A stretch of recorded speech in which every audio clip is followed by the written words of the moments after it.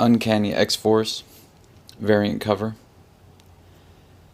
I worked on this August 2010. On the right is the finished version, or left is the finished version. Right is the sketch, and each of those characters' sketch is on a separate layer, so I can move them around and put them in their appropriate spot. And then when I feel comfortable, I can then start creating individual layers for for the characters.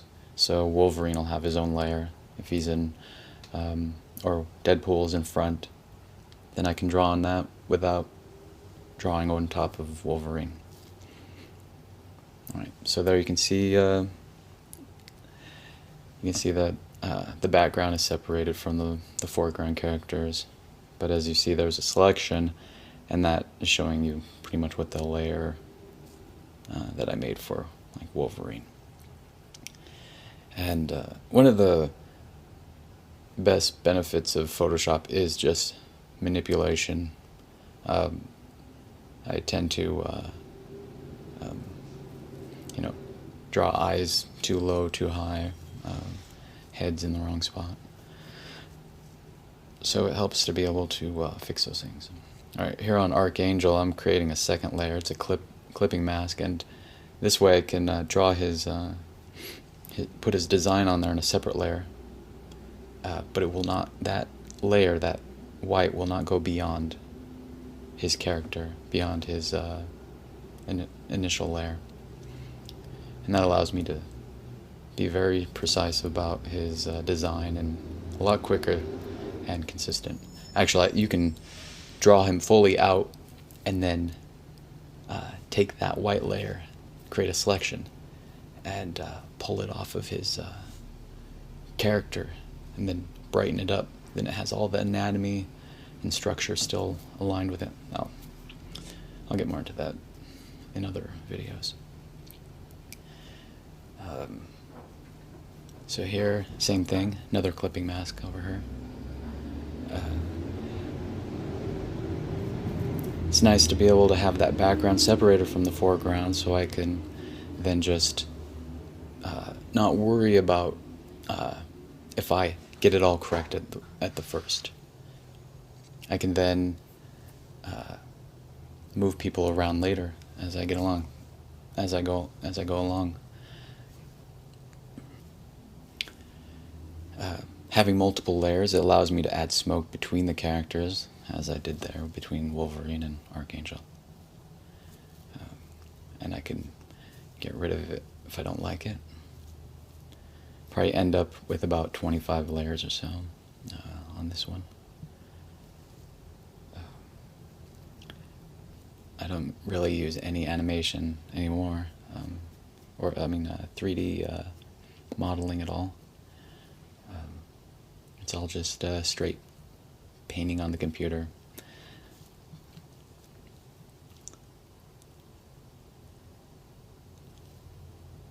So I'm starting to watch it.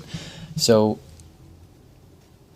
yeah, pretty much just modeling it for, I don't know, about 3 hours. So at this point you're just drawing, you're having a good time. You're not really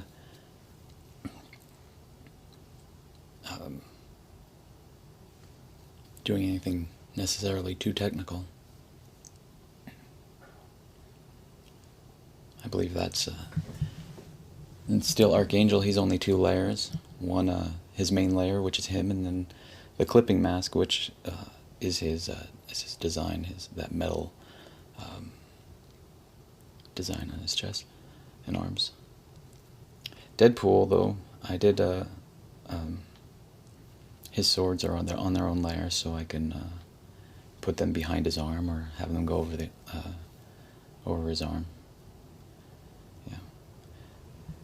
Yeah. When I first began, I don't necessarily get too caught up in my structure.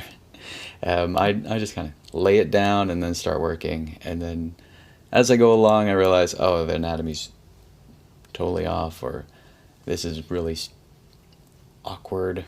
His head's in the wrong place. And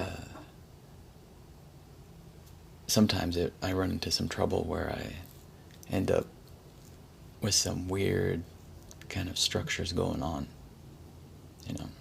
But I can't imagine just drawing it fully out, taking, 6 hours, 4 hours to draw, penciling it anymore, and then simply just coloring it. I mean, I really enjoy just coming in and painting with, drawing with the paint. And maybe I'm just not as patient. I mean, I can sit down for 12 hours and draw, but I'm not patient enough to sit down and pencil something. So,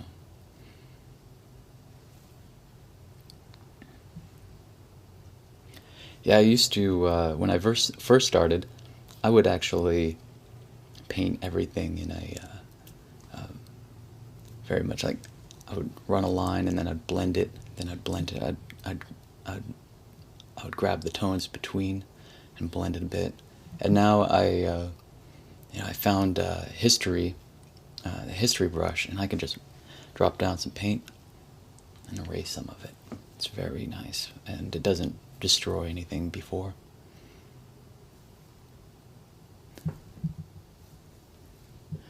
But all this I'll get into more in specific detail on how I get certain effects or how I put down the color on other YouTube videos. The end result is much darker than and than what you're seeing there. This is the screen capture on this really is much brighter. So I guess it's nice, but I do like the darker version. It seems a little more theatrical.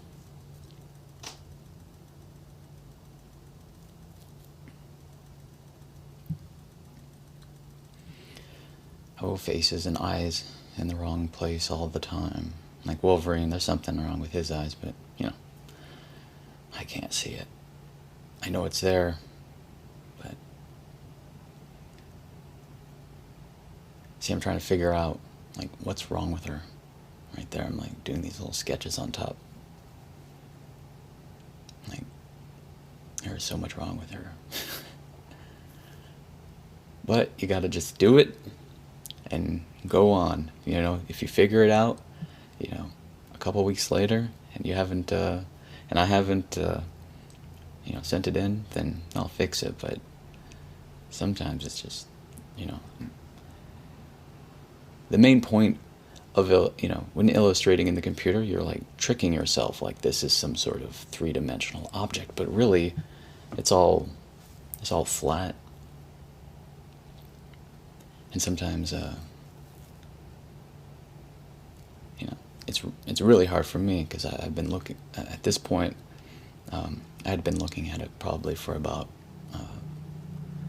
6 hours.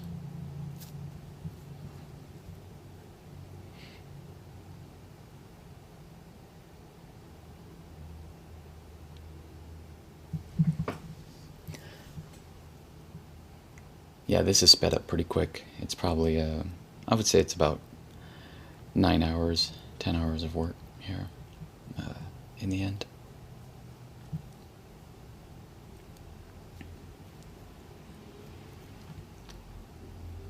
So you go through it, probably, work on it for about 8 hours. And then right at the end, when you're feeling pretty good, just flatten it and start mixing it up. Start mixing in the tones, background to foreground.